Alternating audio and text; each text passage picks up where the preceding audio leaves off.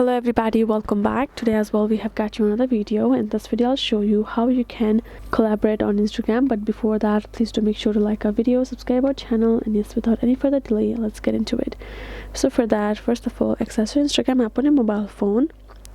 Over here all you have to do is first of all tap on this plus icon for you to create a post for the sake of collaboration.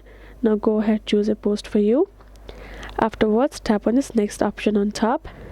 Now simply go ahead and do editing accordingly, and now tap on this next, and now tap on this okay for now. And here in this section you can see this option of tag people here in the bottom section, right? If you tap on it, you will find this option of invite collaborators.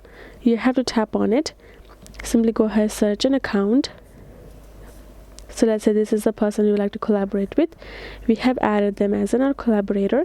Now if we tap on this done, that person will be added, and now we can simply tap on this done and publish our post as a collaboration with that particular account that we just added over here. That is how you can simply do it. You can simply choose to go ahead, choose a post, go to tag people and add a collaborator according to your liking, and you're good to go. So that is how you can do it. Hope this video was helpful to you all. Thank you so much for watching, and yes, I'll see you guys in our next video.